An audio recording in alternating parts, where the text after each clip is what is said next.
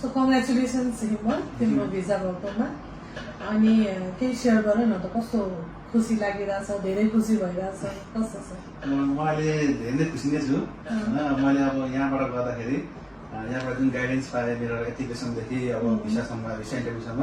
त्यो साह्रै राम्रो थियो र यहाँ हामीले जुन मोक टेस्टहरू दिएको थियौँ त्यहाँ पाएको टिप्स एन्ड ट्रिक्सले चाहिँ मलाई अब इन्टरभ्यूलाई प्रिपेयर गर्न धेरै हेल्प गर्यो सो धेरै खुसी नै छु सो कङ्ग्रेचुलेसन्स वान्स अगेन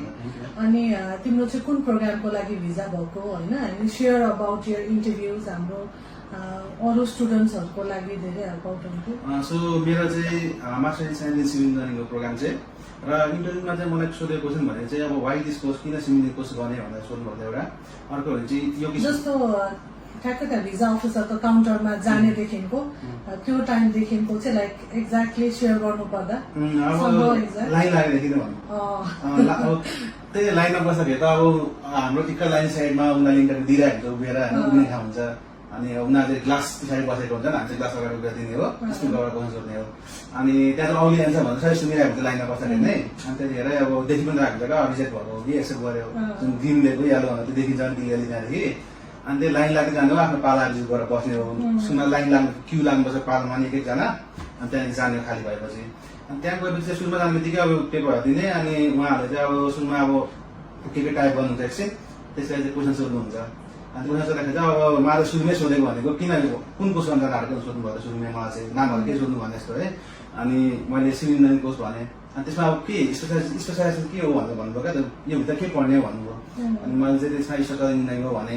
अनि त्यसपछि चाहिँ अनि यो युनिभर्सिटी किन जान आएको सोध्नुभयो अनि मलाई चाहिँ त्यहाँ अब मेरो साथीहरू हुन्छ सिनियरहरू हुन्छ भनेर त्यस्तै एन्सर दिएँ मैले है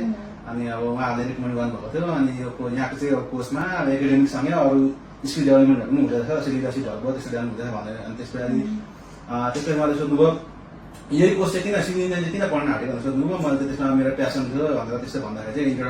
इन्टरभ्यू त भइरहेको छ त्यहाँ कमेन्ट एन्सर त कहिले भन्न दिँदैन त्यति है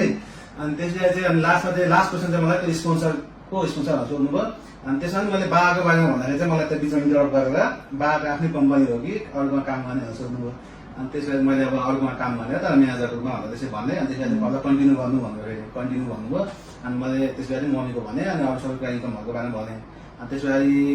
के क्वेसन सोध्नु भन्दा 30 सेकेन्ड अथवा 1 मिनट टाइप गर्नुभयो के त्यहाँ है अनि त्यसपछि मलाई हात राख्नु भन्नुभयो मैले हात राखेँ अनि त्यस पछाडि चाहिँ हात राखिसकेपछि चाहिँ ग्रिन सिप लिएर दिनुभयो बायोमेट्रिकलाई हात राखेँ अनि त्यसपछि ग्रिन सिप दिनुभयो अनि त्यसपछि मैले त्यो लिएर त्यति नै गर्नुपर्ने के छ ल thank you so much for sharing your experience है अनि हाम्रो स्टुडेन्ट्सहरूलाई जो चाहिँ are trying for the F1 visa interview होइन युएस पढ्न जानको लागि भनेदेखि उहाँहरूलाई चाहिँ लाइक के सजेस्ट गर्न खोज्छ लाइक क्यामेरामा फेसै गरेर भन्दा कस्तो हुन्छ भने अब आफूलाई के थाहा छैन होइन र अब आफूले भनौँ न अप्सनहरू के छ त्यो अब कसरी गर्ने भनेर थाहा छैन भने चाहिँ अब एक्सपर्ट काउन्सिलिङ दिने हो अब त्यो लिनको लागि चाहिँ यहाँ आउँदा हुन्छ यहाँ चाहिँ अब भनौँ न राम्रै काउन्सिलिङहरू दिनुहुन्छ र अब अरू सबै कुरामा सपोर्ट पनि गर्नुहुन्छ होइन एप्लिकेसनदेखि लिएर अब पछिसम्म इन्टरभ्यू भिसा इन्टरभ्यू प्रिपरेसनसम्म सबै सपोर्ट गर्नुहुन्छ त्यही भएर अब यहाँ आउँदा नै बेटर हुनसक्छ है त्यही मेरो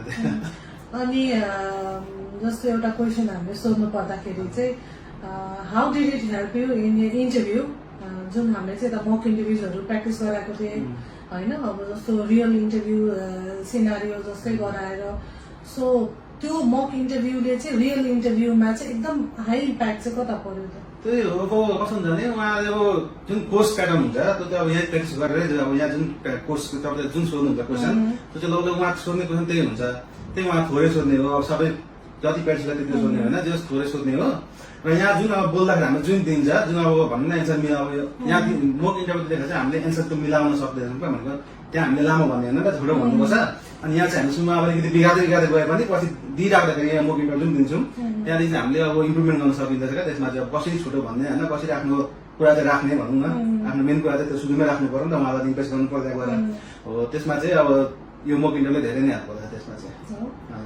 thank you so much for sharing your experience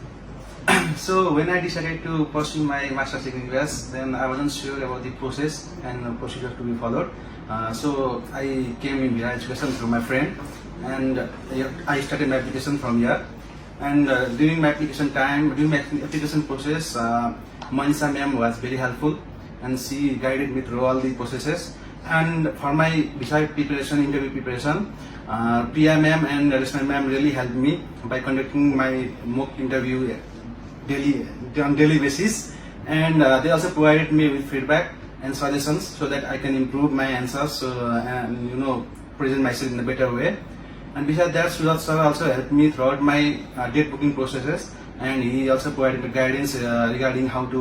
look for the date and book them. So overall, it was quite helpful for me. And